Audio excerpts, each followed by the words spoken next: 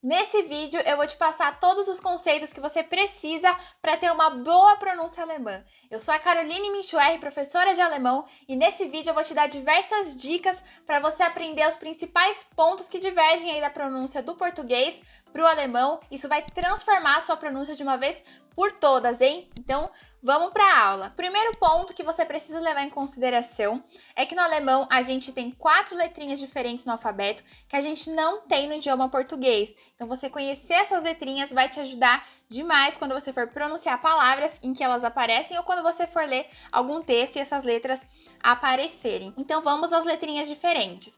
O A-Umlaut, né, é esse A tremado aqui e ele tem som de E. Então, sempre que você vê essa letrinha aqui, você vai pronunciar ela como E. Um exemplo de palavra é a palavra Äpfel.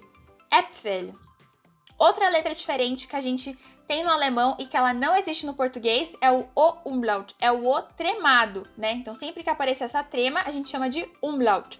O som dele é você fazer um som de um biquinho, né? Você faz um biquinho e fala a letra E. Ele fica assim, ó. Um exemplo de palavra é a palavra Öl. Então, você faz um biquinho e fala E. Tenta manter também a sua língua atrás dos dentes inferiores aqui. Isso ajuda bastante você a chegar no som também. Então, fica um som de Então, esse é o O-Umlaut. A terceira letra diferente é o U-Umlaut, né? O U tremado. Ele tem som de U. Então, você vai fazer o biquinho também. Você vai manter a língua aqui atrás, como eu disse. E você vai fazer o som do I agora. Süß. Süß. É o U-Umlaut. Esse é o som dele. E a quarta letra diferente é o S7. Muita gente confunde ele com beta, né? Ele parece um B meio barrigudinho. O pessoal, né, dá uns nomes diferentes para ele. Mas o nome dele mesmo é S7, né? Ou Scharf S.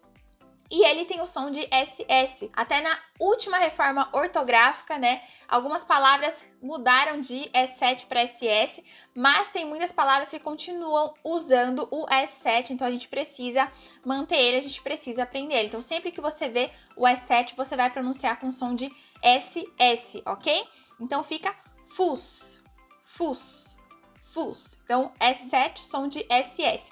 Então, recapitulando, A-Umlaut, som de E, O-Umlaut, som de Ö, U-Umlaut, som de U e S7 com som de SS, ok? Então, não tem segredo aqui com o S7, é muito simples. Vamos dar uma olhada agora em algumas pegadinhas aí, né, que mudam a fonética. Então, novamente, eu tô considerando aqui que você já estudou bem o alfabeto. E dentro do alfabeto, a gente sabe que o alfabeto alemão é muito parecido com o alfabeto do idioma português, né? O A a gente pronuncia igual, o B a gente pronuncia igual, né? Os sons são muito parecidos, mas tem alguns sons aí que vão ser diferentes. Então, a gente precisa olhar para eles aqui com mais carinho. Que sons são esses? O som do G, né? Ele tem som de G, né? De gagegigogo mesmo. Então, aqui nessa palavra fica como Geschwister. Geschwister. Porque o G tem esse som de G. É como se você falasse com GU, né? No português.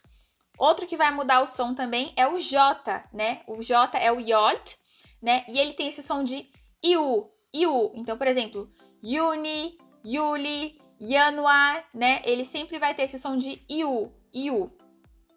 O S, né? Que ele tem esse som de Z, principalmente no início, né, das frases e antes de vogais.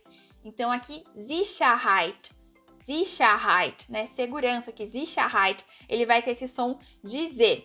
O R, a gente vai aprofundar no R, porque o R tem 2 sons diferentes, mas no final dessa aula a gente vai falar sobre os sons diferentes dele, né? Mas ele tem esse som de R consonantal que vibra aqui, né? Então fica Rose, né? E o V em alemão que tem som de F, né? Então essa palavra aqui a gente fala vielleicht. Então tem que tomar esse cuidado, né? Que o V tem som de F em alemão. E o W tem som de V, né? Rola essa mudança de sons aí, então tem que tomar cuidado com essas pegadinhas aí que o alemão proporciona pra gente, né? Outro ponto também que a gente tem que tomar cuidado são as junções de letras. Então, às vezes a gente fala, então beleza, o restante é tudo igual como eu falo no português, vou seguir falando normal. E não, tem algumas junções de letras que mudam a pronúncia. Então, a gente precisa ficar de olho nesses carinhas aqui para a gente conseguir ter uma boa pronúncia. Então, que mudanças são essas? Então, a junção das letras E e I não tem som de EI, como no português. Ele tem som de ai. Então, aqui eu não falo meine, eu falo meine. Aqui eu não falo deine, eu falo deine. Então, sempre que você tiver a junção do E e do I, vai ter um som de ai. Meine, deine.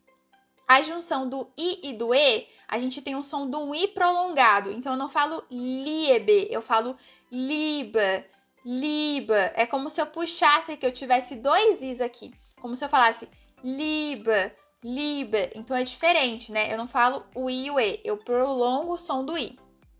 A junção da letra E e U tem som de OI. Então, eu não falo Europa, eu falo Europa.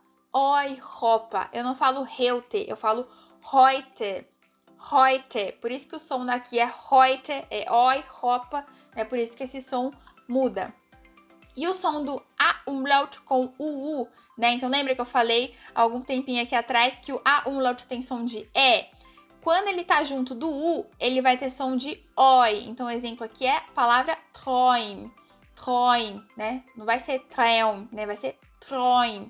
Träum, porque essa junção de letras aqui tem som de OI. OI. A junção das letras E e R tem som de A. A. Então fica Wasser, Mutter. Então é errado você falar Wasser, Mutter. Não, é Wasser, Mutter, Vater. Sempre que você tem essa junção do E e do R, principalmente no final da frase, vai ter som de A.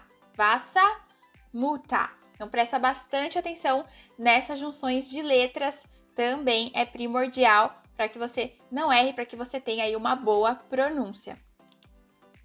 Outro ponto que os alunos sofrem bastante também, tem bastante dificuldade, é a pronúncia do R, né? Carol, como que eu pronuncio o R alemão, né? E aí a galera fica maluca, tentando vários hacks, várias coisas, né? E vocês vão ver como é simples a pronúncia do R.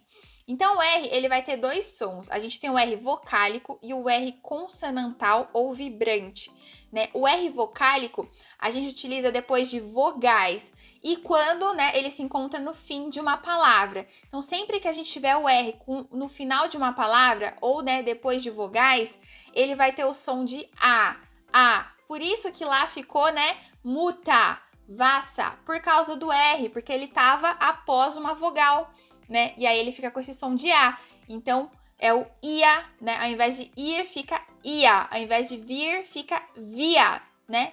Fata, muta, vassa, via, ia, né? Esse som de A aí, por essa questão do R estar sendo acompanhado de uma vogal, certo? Ou no final da palavra também.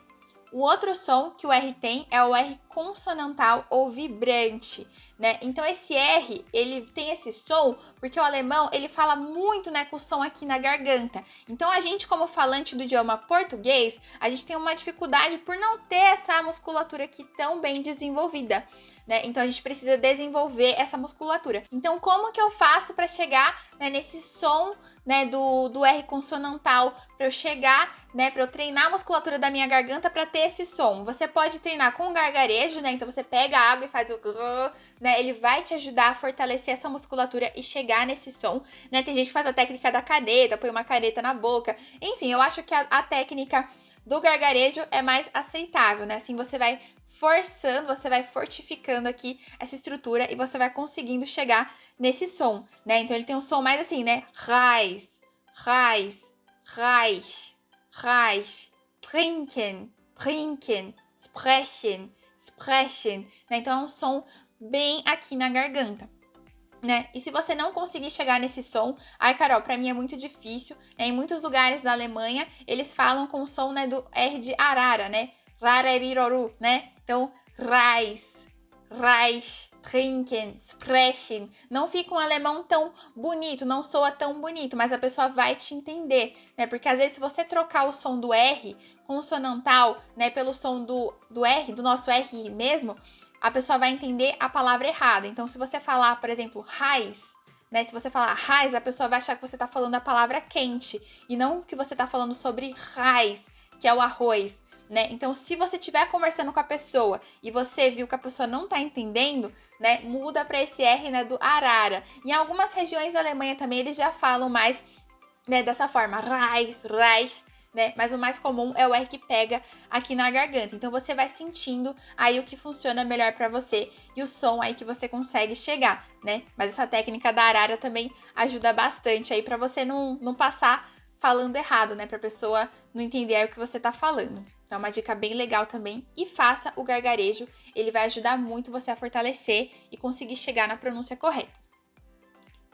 Outro som também que a galera tem pânico é o som do CH. Como que eu pronuncio o CH em alemão, Carol?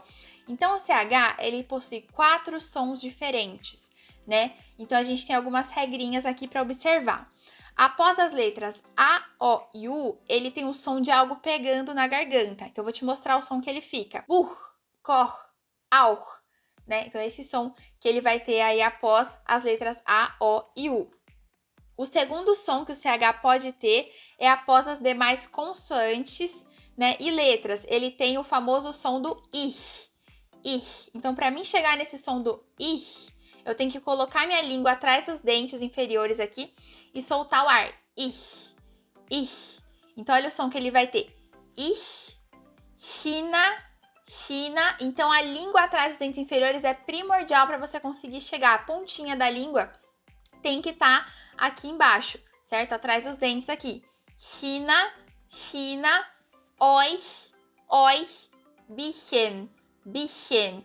Então, essa posição da língua, ela é fundamental para você chegar nesse som. Então, ele vai ter esse som aqui, ich, China, euch e bisschen, após as demais consoantes e letras.